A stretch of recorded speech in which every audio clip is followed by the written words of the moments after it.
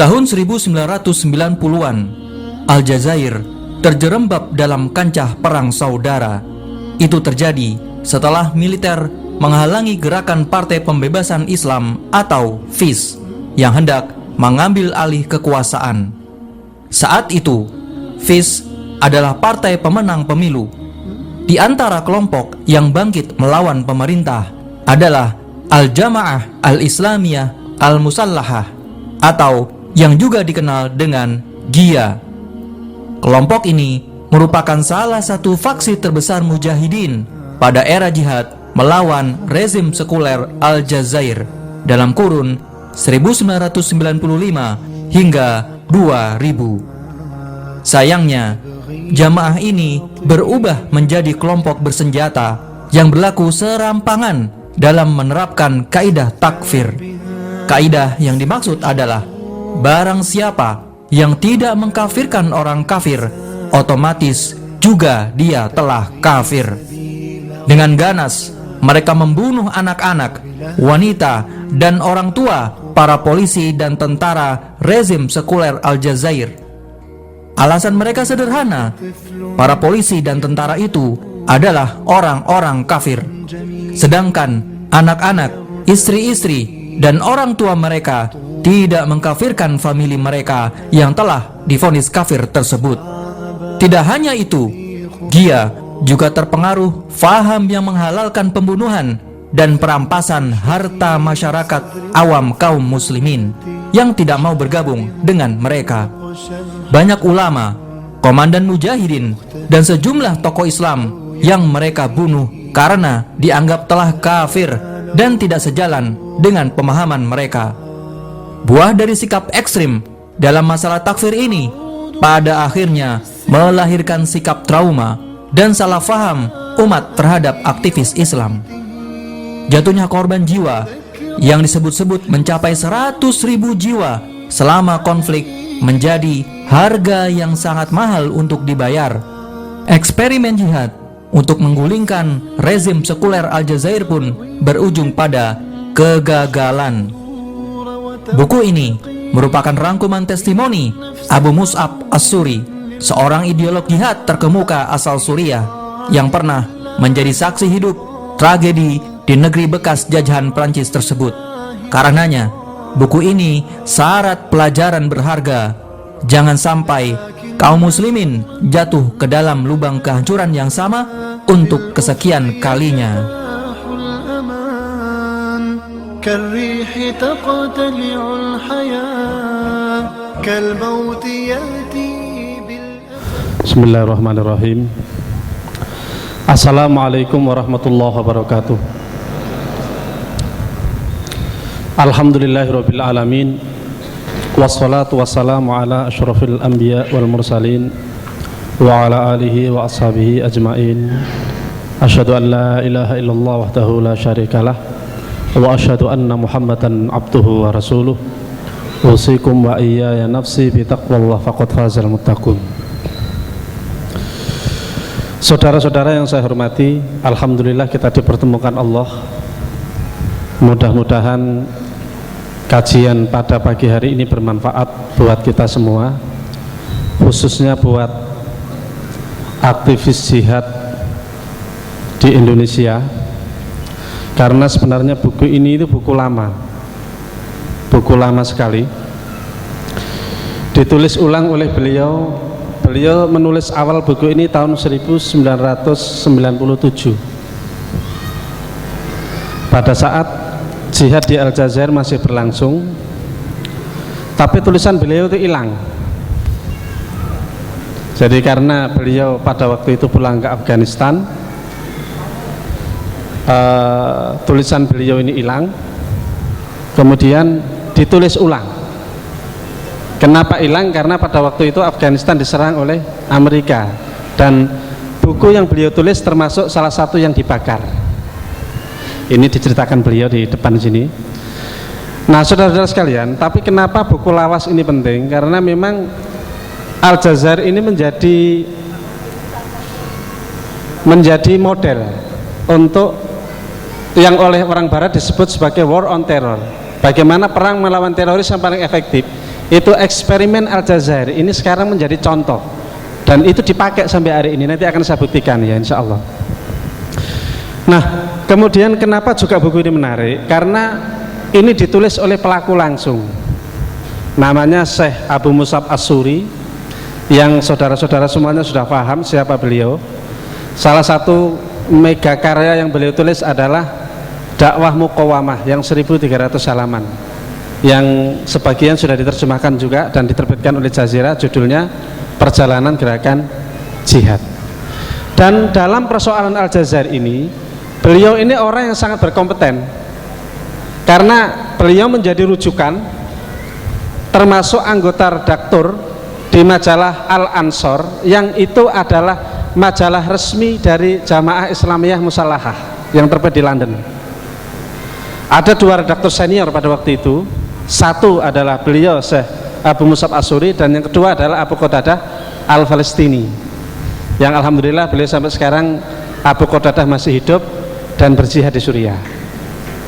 Saudara sekalian, jadi memang ini ditulis oleh pelaku langsung, dan dua redaktur senior ini yang dituduh pada waktu itu oleh Barat, oleh Arab, dan oleh media-media lain sebagai provokator dan penyebar faham takfir. Ini yang membuat beliau sakit hati, dan pada akhirnya harus menulis buku ini untuk menjawab bahwa sebenarnya itu adalah infiltrasi dan itu bukan pemahaman saya, kurang lebih begitu. Beliau untuk menjawab itu yang diceritakan di dalam buku ini sampai pada menulis di majalah, kalau tidak salah, Al-Hayat, untuk memberikan klarifikasi. Ini terutama ketika terjadi pembunuhan terhadap Syekh Said, pembunuhan yang paling kontroversi. Nah, saudara-saudara sekalian, saya akan masuk di porsi saya, di mana saya akan sedikit mulai menjelaskan, karena buku ini cukup tebal, yang agak ringkas. Mudah-mudahan bisa dibaca ini ya. Saya sudah ringkaskan. Yang sebelah ujung sana bisa baca ya. Nah, saudara-saudara sekalian, pertama saya ingin sampaikan peta Sohwah Islamiyah, bahwa pada saat revolusi berlangsung di sana, sebelum terjadi revolusi, peta Sohwah Islamiyah itu seperti ini. Ketika terjadi kudeta, satu, ada Jabhah Al-Islamiyah Lil Inqad, namanya FIS, Front Islam Al-Jazair. FIS ini adalah partai yang memenangkan pemilu pada tahun 1989. Nah, di sana juga ada Harokah Mustama As-Silmi, gerakan masyarakat damai. Di sana ada An-Nahdhah Al-Islamiyah, ini dibesut oleh Ikhwanul Muslimin Internasional, jadi versi partai keadilannya di sini begitu, resmi secara internasional. Kemudian ada Salafi tradisional, ini yang oleh beliau dikelompokkan para murid-murid dari Syekh Jami Al-Madkhali. Kemudian ada Salafi militan, mereka menamakan diri dengan Salafiyah Asimah, di mana mereka konsennya adalah di Amar Ma'ruf Nahi Mungkar. Kemudian ada sayap dari gerakan Negara Islam, ini adalah gerakan lama pada era Buyak lah, jadi era-era Prancis, setelah Prancis menjajah dulu. Kemudian ada orang-orang Arab Afgan, ini adalah mujahidin dari Al-Jazair yang berjihad di Afghanistan. Wallahu a'lam, mungkin sebagiannya juga bersama beliau di sana, dan itu jumlahnya cukup banyak. Di dalam buku lain saya pernah baca, jumlah orang Al-Jazair yang berjihad di Afgan itu tidak kurang dari 3.000 orang. Itu jumlah yang cukup banyak. Kalau dari Indonesia mungkin tidak sampai 1.000 ya, wallahu a'lam, berapa ratus gitu saja, 300 atau 400 gitu. Tapi dari Al-Jazair ini konon sampai 3.000 orang. Nah, ini timeline, ini saya tulis berdasarkan buku ini, sebab nanti saya ingin sampaikan juga bagaimana timeline menurut intelijen, secara intelijen yang dia menjadi pelaku. 1 tahun 89 ada pemilu di Aljazair, FIS mengalahkan FLN, ini Golkarnya Aljazair, jadi partai yang paling berkuasa selama bertahun-tahun, itu ternyata berhasil dikalahkan oleh FIS. Kemudian militer melakukan kudeta dan rakyat melawan.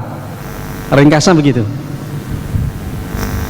Tahun 90, karena kemenangan FIS ini dibatalkan oleh militer, maka ada konsolidasi dari kekuatan Syahwah Islamiyah.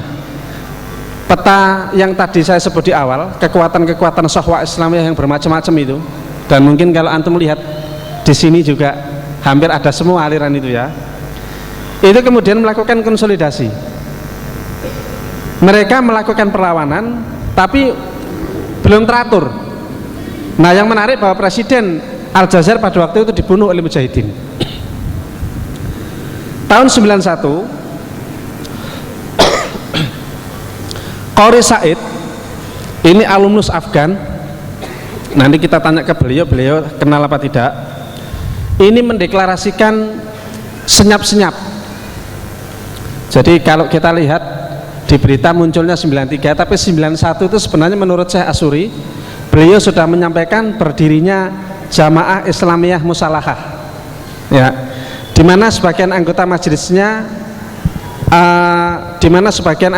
sebagian besar anggotanya adalah alumnus dari Afghanistan. Nah, orang-orang FIS, Dewan Suronya FIS, Dewan Suronya berarti elitnya, itu memisahkan diri ketika ada deklarasi ini, dan mereka membentuk namanya Jaish Islam Lil Inqad. Jadi ada juga perawanan militer, dan mereka menolak demokrasi juga pada akhirnya, tapi memang secara tangdim tidak gabung dengan Kiai. Nah, kemudian Gia menjadi terdepan dalam perlawanan militer, dipimpin oleh Abdul Haq Al-Ayadah. Ini pimpinan pertama. Ia kemudian ditangkap di Maroko saat mau beli senjata, diceritakan di sini. Kemudian digantikan oleh Ja'far Al-Afghani. Beliau menyebut di sini, seingat saya Ja'far Al-Afghani. Jadi ini belum fix, tapi menurut buku ini seingat saya penggantinya adalah Ja'far Al-Afghani. Itu terbunuh, syahid insya Allah. Kemudian tahun 93, pasca Abdul Haq Al-Ayadah ini, dia dipimpin oleh Abdullah Ahmad. Pada era Abu Abdullah Ahmad ini meraih prestasi besar, di mana 95% dari kekuatan bersenjata yang ada di sana yang melawan junta militer itu bergabung.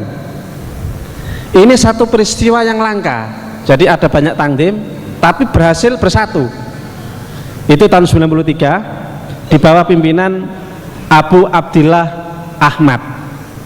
Nah, penggagas deklarator namanya Qori Said ini tertangkap dalam sebuah serangan besar terhadap petinggi angkatan laut di Aljazair.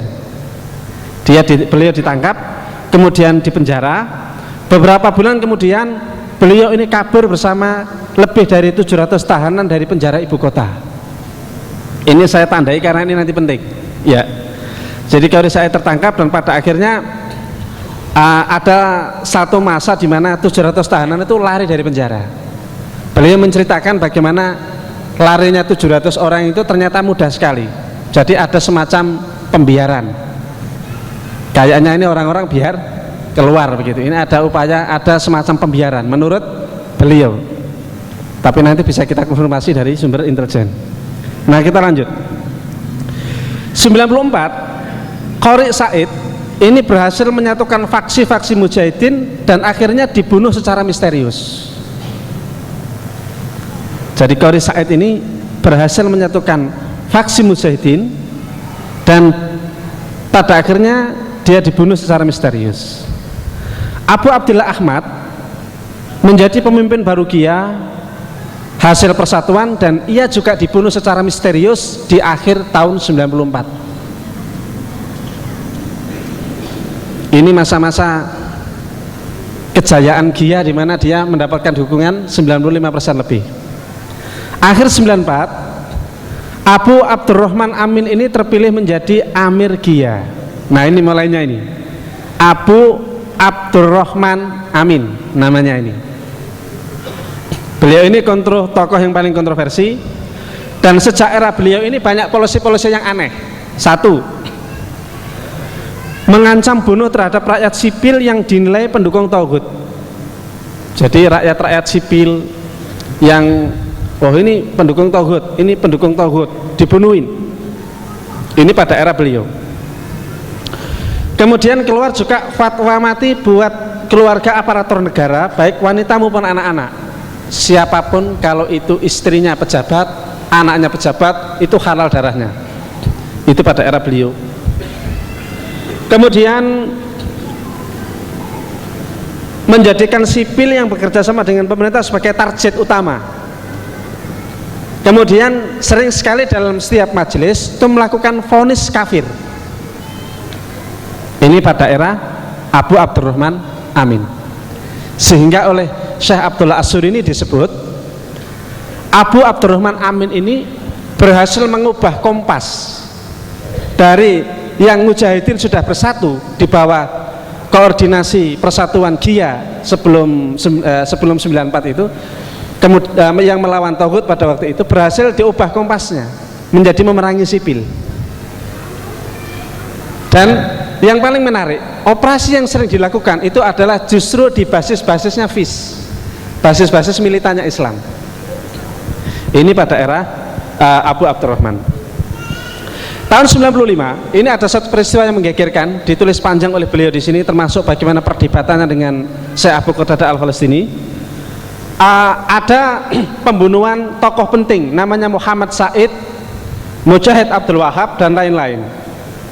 Mereka ini berafiliasi ke Jamaah Tolabah. Jamaah Tolabah ini salah satu faksi militer semacam Taliban gitu. Tolabah, tapi sudah bergabung dengan GIA. Jadi sudah bersatu di bawah GIA. Dan ini tokoh penting ternyata dibunuh.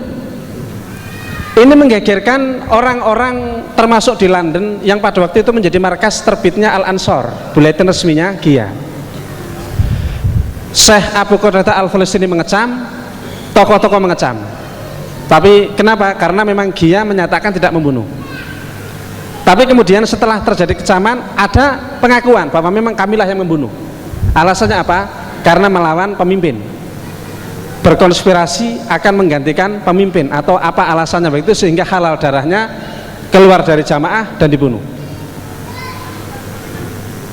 Ini yang kemudian menjadi titik kemarahan beliau kepada Abu Qatadah pada waktu itu, karena pada akhirnya ada rilis dari ulama di London yang intinya juga dukungan, meskipun tidak setuju, tapi dukungan bahwa GIA itu kemungkinan sedang melakukan sebuah istihad yang salah, dan istihad itu di dalam Islam mendapatkan pahala. Ini yang membuat marah. Nah, saudara-saudara sekalian, saya lanjut. Jadi tahun 95 di bawah kepemimpinan Abu Abdurrahman Amin ini, beliau bertanggung jawab terhadap terjadinya pembunuhan terhadap tokoh-tokoh penting.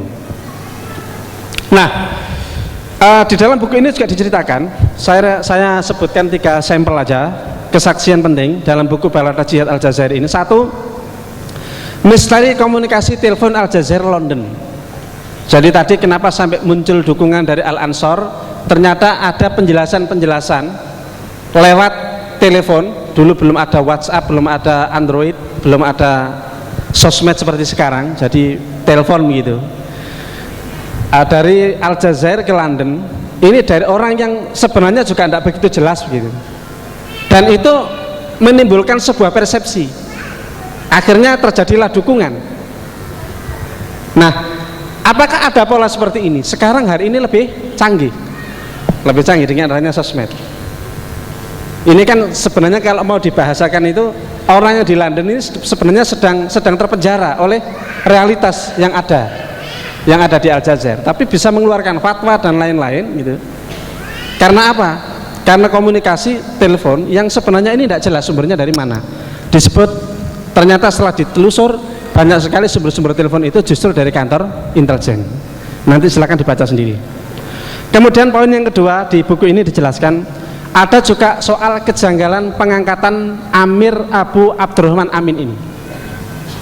Karena ketika pemimpin sebelumnya yang berhasil menyatukan mujahidin itu dibunuh secara misterius, tidak tahu siapa yang bunuh, itu kemudian muncul Amir baru Abu Abdurrahman Amin. Ini dulunya adalah pemimpin militer, Kemudian beliau dibaiat secara sepihak, dan yang lain-lain itu diminta untuk taat. Ini sekarang sudah ada amir baru, namanya Amir Abu Abdurrahman, dan kemudian yang lain diminta baiat alaika bisam'i wa ta'ah. Itu dijelaskan juga oleh beliau di sini. Kemudian misteri hilangnya banyak komandan saat Abu Abdurrahman diangkat menjadi amir. Ini cerita beliau berinteraksi dengan kurir ketika di Afghanistan sepulang beliau dari Aljazair. Jadi ada kurir yang beliau ini berkomunikasi, menghubungkan komunikasi surat, gitu ya. Pada suatu ketika itu diberitahu begini, komandan Anda ini ada liqo, ada pertemuan, maka nanti untuk sementara akan ada komandan baru. Komandannya ditarik semua, dan sampai sekarang tidak pernah pulang komandan-komandan itu. Ada komandan-komandan baru, dan setelah itu terjadi satu kebijakan yang sangat mengejutkan, karena banyak sekali moncong senjata itu diarahkan pada sipil, pada orang yang atas tuduhan murtad ditembak, atas tuduhan murtad disembelih, seperti itu. Ini pada saat komandan-komandan asli mereka hilang, diganti. Dan setelah dikonfirmasi oleh beliau itu kapan? Pada saat pengangkatan amir bernama Abu Abdurrahman, Abu Abdurrahman Amin ini. Nanti bisa dibaca lagi detailnya. Nah, ikhwan sekalian, saya sekarang ingin masuk ke sebuah buku yang menarik. Buku ini ditulis oleh seorang letnan kolonel, mantan pelaku yang bertobat. Beliau berdinas selama kurang lebih 6 tahun, jadi sejak 91 sampai 96. 91-96 beliau ini berdinas di kemiliteran, kemudian tidak tega melihat bagaimana pemerintah membantai rakyatnya itu, pada akhirnya keluar. Ini prototipe yang penting buat para intel di Indonesia. Jadi kalau takut neraka dan ingin surga, nanti bisa tobat dan menulis buku yang sama apa yang mereka lakukan di Indonesia. Nah, buku ini bahasanya Perancis, saya juga tidak paham bahasanya. Kalau di sini ada yang jurusan bahasa Perancis, nanti bisa menerjemah buku ini. Artinya itu katanya begini, tahun-tahun berdarah. Letnan kolonel ini sekarang minta suaka politik ke Jerman, karena ini dikejar-kejar oleh pemerintah sampai sekarang, mau dibunuh, tapi lari ke Jerman minta suaka politik dan menulis buku ini. Apa kesaksian beliau? Ini timeline versi beliau. 988 tekanan publik pada pemerintah Aljazair mulai berlangsung karena memang pemerintahnya itu tiran, sama seperti Indonesia dulu. Tahun 90 rezim memutuskan untuk menggunakan strategi ketegangan. Istilahnya itu tension strategi. Bagaimana memunculkan ketegangan. Dan orang-orang rezim pada waktu itu adalah didikan KGB, intelijen Uni Soviet pada waktu itu, yang alirannya komunis. Jadi sangat kejam, sangat brutal, dan raja tega. Kalau di Indonesia itu jenderal-jenderal dibunuh, ya kurang lebih seperti itu hasilnya didikannya itu. Kemudian apa yang dimaksud strategi ketegangan itu? Mendorong oposisi menuju kekerasan dan ekstremisme untuk meyakinkan para rakyat bahwa status quo masih lebih kuat, lebih baik. Tujuannya itu. Jadi menimbulkan ketegangan.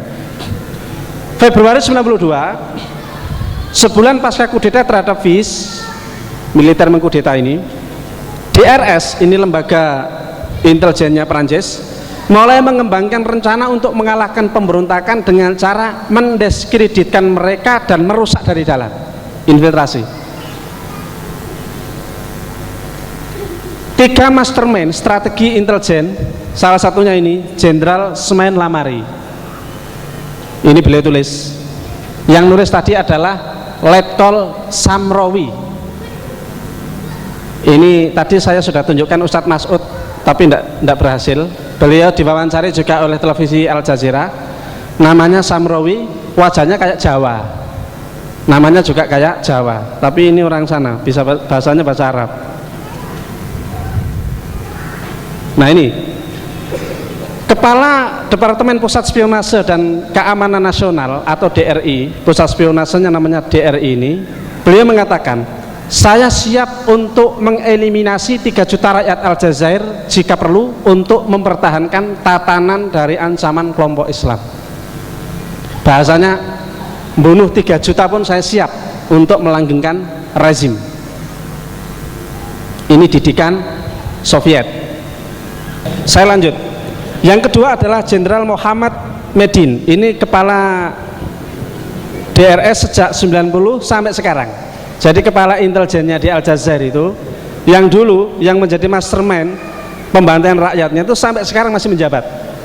Dia mengatakan, karena Aljazair adalah militernya intelijen karena Aljazair adalah militer intelijen yang memiliki negara, bukan sebaliknya, membuat Median menjadi the most powerful man in the country. Jadi kalau ditanya sebenarnya penguasanya Aljazair itu siapa? Penguasa sejatinya ya ini. Dan ini otak dibalik semuanya itu. Jadi bukan presidennya, ini kepala intelijennya, karena di sana adalah negara intelijen. Nah, ini yang ketiga adalah Jenderal Kamal Abdurrahman. Kayaknya KTP-nya Islam karena namanya Kamal Abdurrahman. Ini kepala pusat Direktorat untuk Keamanan Pasukan. 3 orang ini yang oleh Samrawi disebut sebagai mastermind dibalik apa yang terjadi di Aljazair. Apa taktik dari DRS ini? 1, menginfiltrasi kelompok bersenjata yang otonom dengan cara 1, mengembalikan tahanan yang berhasil dibelokkan melalui penyiksaan atau pemerasan di penjara. Tadi beliau menyebut bagaimana mudahnya ada 700 orang lari dari penjara, ingat tadi ya. Dan itu beliau juga menulis Letkol Samrawi itu bahwa salah satu cara mereka mengembalikan tahanan yang berhasil dibelokkan melalui penyiksaan atau pemerasan di penjara. Ini jangan diartikan bahwa semua itu berarti sudah menjadi orang mereka yang menyusup, enggak, karena ada 2 istilah di mereka ini, namanya deradikalisasi. Deradikalisasi itu adalah ideologinya itu bisa diubah. Yang kedua itu radikalisasi ekstrim. Jadi dia ini tetap bersikukuh dengan keyakinannya tapi ekstrim, namanya radikalisasi ekstrim. Nah, 2 kelompok ini yang dimanfaatkan, yang deradikalisasi, yang kena deradikalisasi, dan yang radikalisasi ekstrim, gitu ya. Kemudian menginfiltrasi secara langsung dengan agen DRS yang telah desersi. Jadi ada agen-agen mereka yang desersi, mantan polisi, mantan tentara, mantan angkatan udara, dan itu biasanya menimbulkan simpati lebih. Oh, ini mantan orang tobat, gitu ya. Itu biasanya kemudian kewaspadaannya luntur masuk gitu. Itu antara lain caranya seperti itu. Jadi 1 melalui mantan narapidana, yang kedua adalah melalui tentara mereka yang desersi. Kemudian berikutnya memanfaatkan kelompok yang sudah terbentuk, terutama yang beranggotakan Afgan Arab untuk menarik rekrutmen. Kita bisa baca 1 fase tadi di mana ada pergantian komandan. Ya, dalam situasi seperti itu, yang pada akhirnya komandannya sangat bengis. Mendorong tumbuhnya kelompok bersenjata baru untuk mencegah persatuan di barisan oposisi. Bagaimana kalau ada persatuan itu gagal, tidak jadi. Maka pemimpin yang menyatukan 93 tadi dibunuh. Mereka juga bikin kelompok baru, membuat dari nol kelompok bersenjata yang dipimpin oleh Amir yang sejatinya adalah anggota DRS. Diduga kuat bahwa pemimpin tahun 94 itu adalah orang mereka, wallahu a'lam. Nah, itu tadi kesaksian dari Letkol Samrawi. Kemudian saya kembali ke buku ini, ringkasan kesaksian Syekh Asyuri. Beliau menyampaikan di buku ini bahwa eksperimen keterbukaan di Arab selalu direspon dengan nilai Islam. Ini bahasa orang Amerika begini, kenapa negara Arab itu kok tidak diberi dalam tanda kutip demokrasi? Kan Amerika sering bilang nih demokrasi, demokrasi, kenapa Arab enggak? Ada kolumnis di majalah Amerika, di New Yorker itu yang menyebut kalau Arab itu dikasih demokrasi, maka yang jadi presiden adalah Osama bin Laden. Kenapa? Karena orang sana nilai-nilainya Islam. Dan ini ternyata pernah dicoba di Arab, ada pemilihan kepala bagian di daerah Saudi sana, itu ternyata yang jadi pemimpin itu ketua masjid. Maka kalau di sana diberi demokrasi itu berbahaya. Nah ini, itu beliau jelaskan panjang di sini. Tapi ringkasannya seperti itu. Yang kedua, mensikapi kemenangan Islam dalam pesta demokrasi, Barat selalu menerapkan standar ganda. Mesti begitu. Maka FIS itu yang dia menang telak di Aljazair pada akhirnya melawan dan mereka menolak demokrasi. Karena apa? Barat akan selalu menggunakan standar ganda. Pada awalnya Mujahidin Aljazair berhasil meraih hati masyarakat. Tadi sudah saya sebut tahun 93, momen yang sangat mengesankan, di mana rakyat itu guyup bersama Mujahidin. Berikutnya rezim membuat jurang pemisah dengan mengeksploitasi kejahilan, keradikalan dan subhat manhaj. Ini pintunya. Jadi dari mana eksploitasinya? Itu dari kebodohan. Kebodohan terhadap syariat, kebodohan terhadap memahami syariat secara sepotong-sepotong, kaidah yang belum tuntas, seperti itu. Bahwa misalnya takfir itu bisa musalsal, bisa berantai. Karena ada teori yang tidak mengkafirkan orang kafir, maka kalau tidak mengkafirkan orang kafir dia kafir, berarti dia boleh dibunuh. Nah padahal ini bukan begitu pemahamannya. Ini problem. Kalau di Indonesia itu ada satu paham, man mata walaysa fi unuqi bai'ah mata maitatan jahiliyah. Barang siapa yang mati dan di punuknya tidak ada baiat, maka dia mati jahiliyah, kafir. Itu kenapa kawan-kawan kita di LDI mengkafirkan orang yang tidak gabung dengan jamaahnya. Nah ini contoh. Jadi ada faktor kejahilan, ini yang menjadi pintu. Kemudian keradikalan dan subhat manhaj. Ini kalau beliau tulis di dalam buku Perjalanan Gerakan Jihad itu ada skemanya. Jadi tindakan bengis, algojo, kemudian nanti dalam sama dengan takfir. Itu beliau tulis. Kemudian rezim menggunakan tindakan yang kejam, brutal dan bengis. Tadi sudah saya sebut, mereka siap membunuh 3 juta penduduk jika diperlukan. Rezim menerapkan politik memukul Islam radikal dengan Islam moderat. Kalau di buku ini diceritakan selalu yang menjadi batu sandungan itu adalah ikhwan-ikhwan yang berafiliasi kepada Ikhwanul Muslimin. Itu beliau jelaskan. Tapi di mukadimahnya beliau tulis, saya mohon maaf kepada aktivis lain untuk berlapang dada terhadap penilaian saya, karena saya memandang ini dari kacamata jihadis. Jadi beliau masya Allah adabnya seperti itu. Kemudian adanya krisis ulama senior dalam jihad Aljazair, ini problem. Tidak ada ulama senior, ulama yang pada waktu itu beliau sangat diunggulkan. Beliau kecewa karena terjadi distorsi, sehingga memunculkan dukungan dan fatwa yang beliau pandang keliru. Nah ini pentingnya ulama. Bagaimana mungkin seorang ulama yang semula mengecam pembunuhan Syekh Said kemudian berganti mendukung karena gerakannya mendukung. Sampai beliau katakan di sini, apa bedanya dengan ulama kerajaan? Tapi kemudian beliau tulis bahwa itu akibat dari korban dan konspirasi intelijen. Kita berharap mudah-mudahan ini adalah bagian dari masa lalu, karena beliau sekarang masih mujahid aktif dan kita juga lihat masya Allah beliau sangat luar biasa di Syria. Kemudian berikutnya adalah pola gerakan Qatariyah lokal yang tidak sanggup melawan tekanan keamanan global. Ini nanti beliau jelaskan agak lebih dalam di dalam buku Perjalanan Gerakan Jihad, di mana beliau menandai ada 4 krisis. Ini tidak perlu saya terangkan, saya sebut aja: krisis keamanan, krisis pendanaan, krisis internal organisasi, dan krisis pemikiran. Nah saudara sekalian, bagian akhir yang ingin saya sampaikan adalah saya beri judul situ bahwa eksperimen Aljazair sebagai role model memerangi kelompok jihad. Ini saya pernah baca di mana lupa, baru kemarin saya temukan bahwa ini kesimpulan Syekh Asyuri di buku Perjalanan Gerakan Jihad. Saya ulangi bahwa Aljazair ini sebagai role model memerangi kelompok jihad, dan ini paling ideal. Ada investigasi Al Jazeera disebutkan di sini, judulnya kenapa Aljazair kebal dari pengaruh Arab Spring. Karena satu, rakyat Aljazair masih belum juga melakukan revolusi. Akhirnya kami mulai paham ketika kami bicara dengan orang-orang di sana tentang dekade gelap dan teror yang mereka alami pada waktu itu, yang masih menghantui kehidupan mereka. Sederhananya, rakyat Aljazair masih ketakutan. Artinya apa? tension tadi itu, perang psikologi tadi itu berhasil. Nah, kalau korban jiwanya yang terbunuh itu 200.000. Di buku lain disebut ada 250.000 korban meninggal dunia. Ya. Kemudian 20.000 sampai sekarang masih belum diketahui keberadaannya.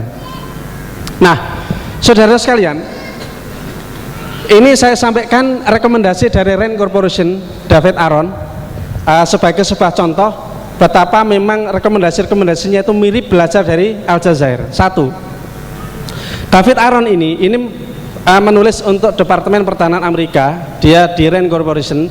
Tahun 2008 dia nulis bahwa untuk melawan kelompok jihad itu ada 4 langkah. Satu, menghapus basis aman yang beliau sebut dengan safe zone. Ini beliau singgung bahwa Amerika dinilai berhasil saat menggulingkan rezim Taliban, saat menggulingkan pemerintahan Taliban di Afghanistan, dan itu sebagai sebuah keberhasilan yang luar biasa. Maka David Aaron menyebut bahwa menghapus basis aman ini penting. Yang kedua, eksploitasi konflik dalam hal doktrin dan strategi. Secara spesifik beliau sebut di situ walak barok, takfir, apologi salafi sejati, dan kemurtatan Syiah. Bahwa Syiah itu tidak Islamiyah, tapi itu bisa dieksploitasi sebenarnya. Jadi walak barok, takfir, apologi salafi, dan seterusnya. Ini rekomendasinya David Aaron. Bagaimana orang ini berkonflik di situ? Kenapa? Karena nanti akan memunculkan kelemahan ketiga. Apa itu? Sibukkan dan palingkan dari skala prioritas, seperti pembangunan SDM, penyusunan kekuatan dan strategi. Kalau sudah sibuk, nanti sudah tidak sempat lagi bangun SDM yang baik, tidak sempat lagi bangun strategi yang baik, tidak sempat lagi bangun kekuatan yang baik. Yang keempat, ini yang tidak kalah menarik, buat false flag atau web gadungan. Web gadungan untuk apa? Untuk eksploitasi perpecahan dan menciptakan fantasi jihad. Jadi dia pakai istilah yang sangat nakal ini, namanya fantasi jihad. Dengan apa? Dengan membuat web gadungan. Ini rekomendasi David Aaron, dan saya pikir kita semuanya sudah paham bahwa di Indonesia pun ada, di dekat masjid kita bagaimana belum lama didatangi orang bercadar yang kenal di WhatsApp, yang kemudian terjadi penangkapan di kemudian hari. Dari mana itu? Ya dari internet. Karena David Aaron mengatakan ketergantungan orang jihadis ini tidak punya media. Media andalannya ya internet. Bagaimana mereka disesatkan? Ada desepsi dengan internet ini. Nah ini, saudara-saudara sekalian, Ramadan lalu, beberapa waktu yang lalu ya, Obama itu mengumpulkan ulama-ulama sedunia. Ini yang depan itu adalah Obama, yang depan itu adalah ulama-ulama yang kumpul, diberi briefing untuk bagaimana menghadapi Islam radikal, atau yang dikenal dengan istilah kontra narasi. Kita lihat apa isinya. Ini ada satu kutipan dari mantan pejabat keamanan nasional Amerika. Dia mengatakan, kita telah melakukan pertempuran yang salah. Pusat gravitasi yang sesungguhnya dari musuh kita adalah narasi mereka. Ini dimulai dari bagaimana mereka merasa, loh ini Usama sudah dibunuh kok malah berkembang jihad ini. Kita ini salah, kita ini yang kita lakukan selama ini salah. Kenapa? Apa yang salah? Karena kita tidak perangi ideologi mereka, istilah mereka, kita tidak perangi narasi mereka. Masalahnya itu di akidahnya. Nah ini, maka dia katakan kita selama ini melakukan perang yang salah. Kemudian disebut juga ini Dina Al-Rafi mengatakan begini, kesalahan terbesar dalam perang melawan teror adalah keyakinan bahwa penghancuran kamp pelatihan Al-Qaeda akan membawa pada kehancuran kelompok tersebut, gerakan-gerakan sekutu mereka, dan ideologi salafi jihadi yang mereka pegang. Padahal bukan. Kenapa? Karena masih punya akidah. Lanjut. Ini Dewan Penasihat Keamanan Nasional Amerika juga mengatakan, ini adalah perang yang berbeda atau perang ide yang pada akhirnya akan menentukan berhasil atau tidaknya pertempuran yang kita lakukan. Kekuatan militer memang sangat diperlukan, tapi tidak cukup dengan itu. Pada akhirnya kita hanya akan mampu mengalahkan teror jika kita memenangkan perang ide. Jadi kembalinya tadi ke soal ide fikroh. Ini nanti bisa di copy, saya lanjutkan karena waktunya sudah mau habis. Ada hal yang lebih penting saya ingin sampaikan. Ini saya sebut, pakar militer Australia mengatakan mereka menggunakan operasi fisik, pemboman, pemberontakan dan lain-lain sebagai bahan pendukung dari sebuah kampanye propaganda yang terpadu. Sisi informasi dalam operasi Al-Qaeda adalah yang utama. Operasi fisik hanyalah alat untuk mencapai sebuah hasil propaganda. Hal ini kontras dengan pendekatan Barat.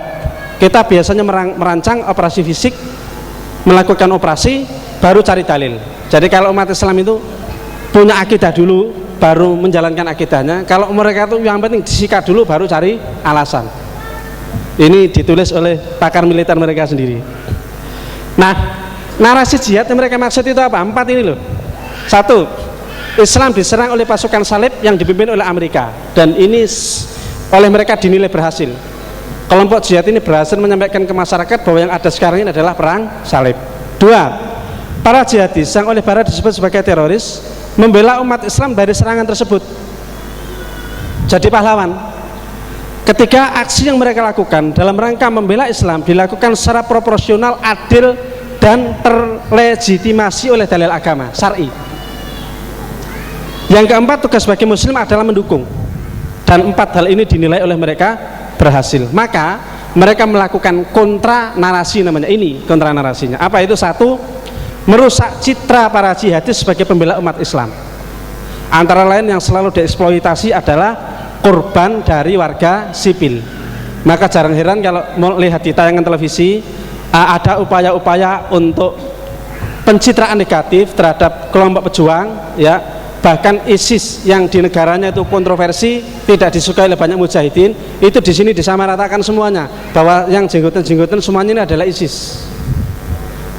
Padahal di sana sendiri kontroversi. Ini salah satu contoh bahwa merusak citra para jihadis sebagai pembela umat Islam. 2, mendiskreditkan filosofi keagamaan jihadis. Nah, ini yang penting, saudara sekalian. Dengan cara apa? Memberikan interpretasi alternatif dari tema-tema khas jihadis, mantan teroris, dan juga ulama lokal memegang peran kunci dalam penyampaian pesan ini. Jadi mereka ini menyebut gini, ini adalah perdebatan internal umat Islam dan bukan ranah kita sebagai pihak luar untuk bisa berkontribusi dalam sebuah cara yang rumit dan meyakinkan. Jadi kalau sudah debat agama, kalau misalnya kepolisian dengan kiai, itu ya mesti orang akan mendukung kiai karena Pak Polisi tidak bisa berdalil. Nah, caranya bagaimana? Manfaatkan mereka. Dulu kalau kita lihat di dalam debat ILC, mantan ketua ormas terbesar di Indonesia sampai mengatakan, ya kalau melakukan diradikalisasi itu ya jangan lihat Amerika, Pak, tapi apa? Untuk nasionalisme, untuk NKRI, kan begitu. Kenapa? Ini menunjukkan bahwa sebenarnya ormas-ormas besar sendiri belenek kalau dengan Amerika itu tidak suka gitu loh, muntah dengan Amerika itu sebenarnya begitu. Nah, maka mereka harus pakai orang. 3, merendahkan kredibilitas para pembawa pesan. Wah, ini ustadz ini tidak jihad, oh ustadz ini koidun, oh ustadz ini sudah ikut BNPT dan lain-lain. Ini contoh ya. Menghalangi sampainya pesan ke audien. Usaha ini dilakukan antara lain dengan membunuh, menangkap, dan mencemarkan nama baik simbol-simbol jihad, mengisolasi mereka dan mencegah suara mereka dari masyarakat. Maka kalau ada buletin, majalah atau website yang berbau jihad harus diblokir. Nah, ini contohnya begitu. Nah, saudara sekalian, ini tidak perlu saya bacakan. Nah, ini langkah yang kelima apa? Ini briefingnya Obama loh ya. Ini jangan lupa tadi, ini briefingnya Obama ini. Langkah yang kelima apa? Mengeksploitasi titik lemah ideologis. Apa itu? Kesalahpahaman dan kesalahan dalam penerapan prinsip takfir merupakan hal yang paling merusak bagi gerakan jihad. Untuk itu, kesan ini perlu diulang melalui berbagai suara dan berbagai sarana agar semakin kuat dan semakin menjauhkan mereka dari umat secara umum. Saya pikir itu presentasi saya, waktunya habis. Nanti bisa di-copy. Ini ada referensinya. Ini juga ada rekomendasi West Point tahun 2006. Intinya sama, bagaimana membuat citra negatif di kalangan jihad, antara lain dengan infiltrasi terhadap pemikiran. Assalamualaikum warahmatullahi wabarakatuh. Waalaikumsalam.